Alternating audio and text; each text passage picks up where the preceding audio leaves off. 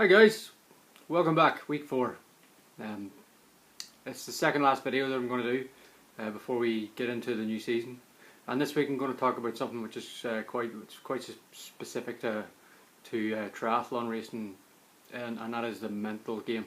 And it's something that's probably not given as much coverage as it should be. You know, we talk a lot about the swim, the bike, and the run transitions. There being 4 disciplines in triathlon, but the mental game is vital for any triathlete who's either wanting to push the boundaries of their own performance or just enjoy the ride that is your triathlon journey. So we're going to look at it from 2 very kind of specific angles. The first one's going to be the competitive angle.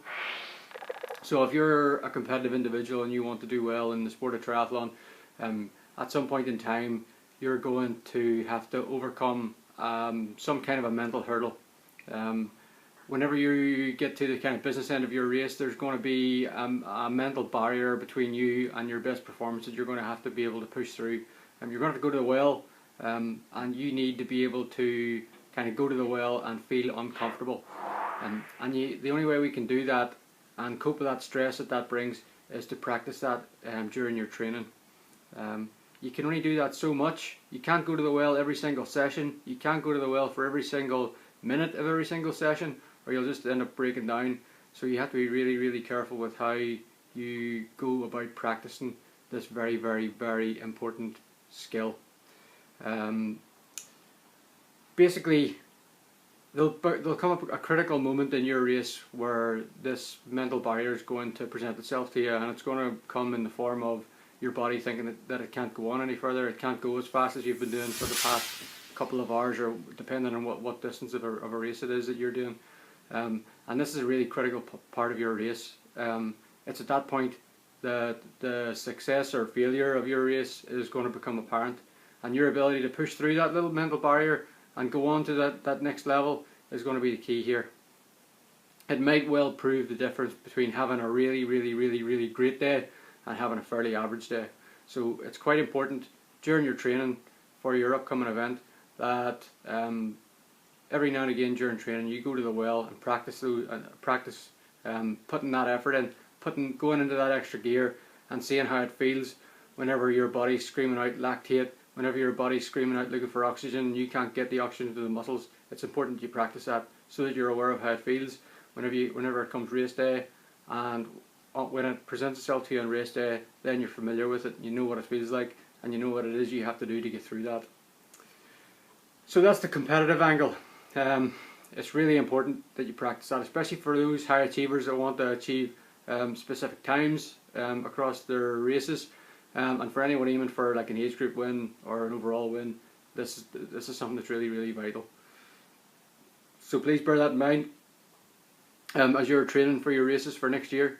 It might be worthwhile including that in your weekly training plan.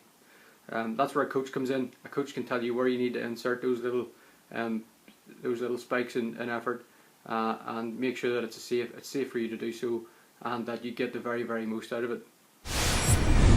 So as well as the competitive angle, we've got another angle which you can be sort of interested in the sport of triathlon for, and that is the non-competitive angle. So there are going to be a bunch of guys out there who do triathlon specifically as a lifestyle choice, just to keep fit, to keep active, to keep their body strong, to give them something to work towards at the weekend. Stuff like that is equally as important as those guys who are trying to push their own performance and achieve fast times. The sport of triathlon and the sport which it encompasses, so the swimming, the cycling and the running, can give you so many mental boosts. You know, just from a well-being perspective, from a de-stressing perspective, from the perspective of getting out into the fresh air, getting some sun on your back, getting some time away from the grind, getting some time in your room to clear your head. There's so many positives to be taken from the sport of triathlon that it's a really, really beneficial thing for anybody to undertake. It lets you de-stress, it lets you get away from the sort of normal 9 to 5, 100-mile-an-hour lifestyle that everybody lives these days, which can be very, very restrictive in many respects. So it gives you that little bit of freedom almost. And people that do this sport do it because they enjoy it.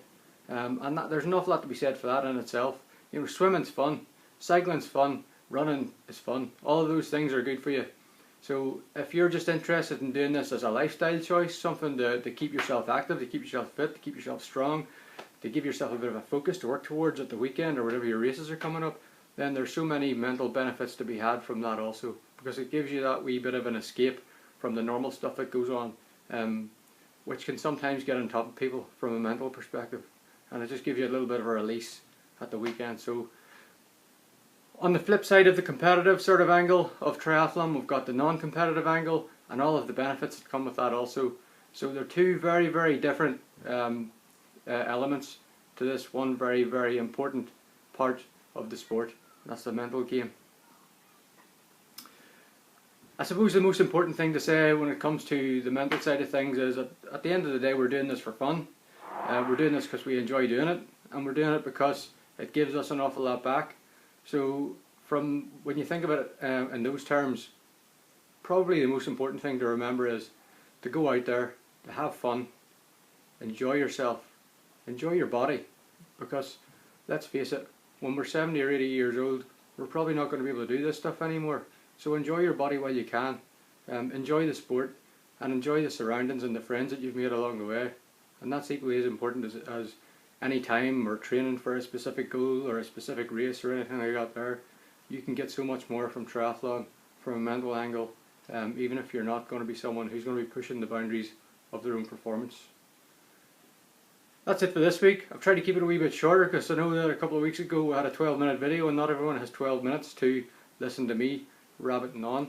So I hope you find that useful. Like I said last week, I'm going to do a final video next week, which is going to be a question and answer session. So if you do have any questions that you would like me to answer, feel free to stick them in the comments under this video.